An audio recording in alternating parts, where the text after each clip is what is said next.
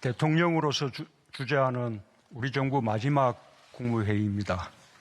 오늘 국무회의는 시간을 조정하여 개최하게 되었습니다.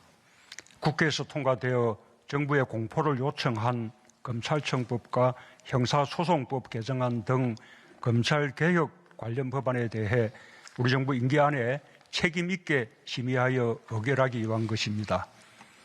우리 정부는 촛불정부라는 시대적 소명에 따라 권력기관 개혁을 흔들림 없이 추진했고 공수처 설치, 검경수사권 조정, 자치경찰제 시행과 국가수사본부 설치, 국정원 개혁 등 권력기관의 제도 개혁에 큰 진전을 이뤘습니다. 견제와 군용, 민주적 통제의 원리에 따라 권력기관이 본연의 역할에 충실하도록 하면서 국민의 기본권을 보장하기 위한 것입니다. 이와 같은 노력과 성과에도 불구하고 검찰 수사의 정치적 중립성과 공정성, 선택적 정의에 대한 우려가 여전히 해소되지 않았고 국민의 신뢰를 얻기에 충분하지 않다는 평가가 있었습니다.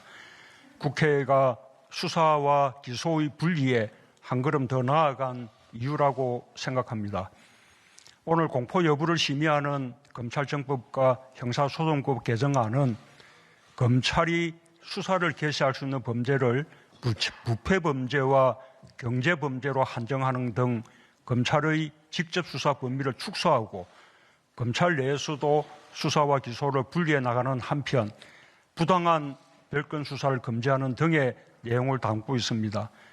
입법 절차에 있어서는 국회의장의 중재에 의해 여야 간 합의가 이루어졌다가 합의가 파기되면서 입법 과정에 적지 않은 진통을 겪은 아쉬움이 있습니다. 국민의 삶과 인권에 지대한 영향을 미치는 만큼 국무위원들은 부처 소관을 떠나 상식과 국민의 시각에서 격의 없이 토론하고 신뢰해 주시길 바랍니다. 코로나 상황이 안정되면서 국무위원 모두 한자리에 모인 자리에서 마지막 국무회의를 주재할 수 있게 되어 무척 뜻깊습니다.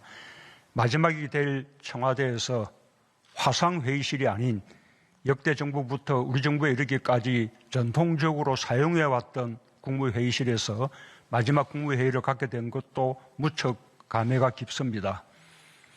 국무위원 여러분, 그동안 정말 수고 많았습니다.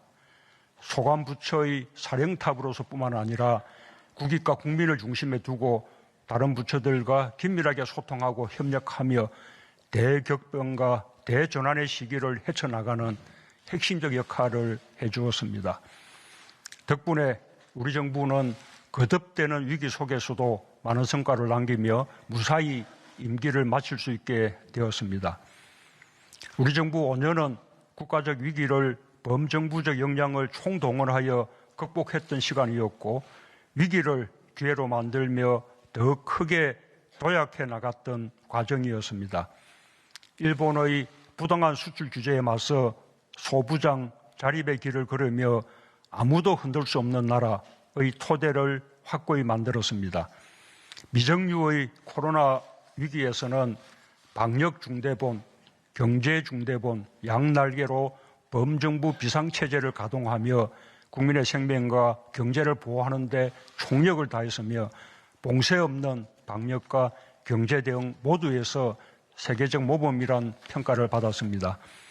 특히 위기 극복 과정에서 사람 중심 회복과 포용성 강화의 방향을 지켰고 신성장 동력 창출과 디지털 전환, 탄소 중립 시대 개척이라는 새로운 도전에 과감히 나섰습니다. 한편으로는 튼튼한 국방과 한반도 평화 구축을 위해 매진했고 국제 협력을 강화하면서 외교 지평을 크게 확대해 나갔습니다. 최근 급변하는 대외 경제 안보 환경을 마주해서는 경제부처와 안보부처가 손을 잡고 기민하게 대응해 나가고 있습니다. 우리 정부는 마지막까지 위기 극복에 전력을 기울이며 선도국가 도약을 위해 최선을 다한 정부입니다. 지난 5년의 성과와 노력이 다음 정부에 도움이 되고 대한민국이 계속 발전해 나가는 밑거름이 되길 기대합니다. 각 부처 장관들과 공무원 여러분 정말 고생 많았습니다. 그동안 한마음이 되어 국민과 나라를 위해 헌신한 노고를 잊지 않겠습니다. 오늘 마지막 국무회의에 참석해 주신 우리 오세훈 서울특별시장님께도 감사드립니다. 고맙습니다.